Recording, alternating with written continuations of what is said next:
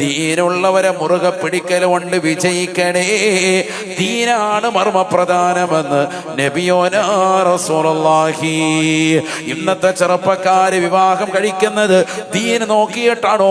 പ്രിയപ്പെട്ട വാപ്പാ, നമ്മൾ മക്കൾക്ക് വേണ്ടി വിവാഹം ആലോചിക്കുന്നത് സമ്പത്ത് നോക്കിയിട്ടല്ലേ? സമ്പത്ത് നോക്കിയിട്ടല്ലേ? ഗവൺമെന്റ് ഉദ്യോഗസ്ഥനെ മതി എന്ന് വാശി പിടിക്കുന്ന എത്രയോ രക്ഷിതാക്കളുണ്ട്. ഗവൺമെന്റ് ജോബുള്ളവരെ മാത്രം വിവാഹം ചെയ്യാൻ വേണ്ടി നിയ്യത്ത് വെച്ചുകൊണ്ട് നിലകൊള്ളവരെ, ആ രീതിയിലേക്ക് വേണ്ടി മനസ്സ് വെക്കുന്നതായ ആളുകളില്ലയോ? സമ്പത്ത് കണ്ടുകൊണ്ടും പെണ്ണിന്റെ സൗന്ദര്യം കണ്ടുകൊണ്ടും കുടുംബ മഹിമ കണ്ടുകൊണ്ടും വിവാഹം നിങ്ങൾ കഴിക്കരുതേ. അത് നാശമാണ്, നാശമാണെന്നും ഹബീബുനാ റസൂലുള്ളാഹി. അത് മാത്രം ലക്ഷ്യം വെക്കരുത്. നിങ്ങൾ ദീനുള്ള ഒരു പെണ്ണിനെ നോക്കി അതോടൊപ്പം തന്നെ സൗന്ദര്യവും തറവാടും സമ്പത്തും ഒക്കെ ഒന്നിച്ചു വന്നു. മാഷാ അല്ലാഹ്, എല്ലാം കിട്ടി, അൽഹംദുലില്ലാഹ്. അല്ലാഹു കബൂലാക്കുമാറാവട്ടെ.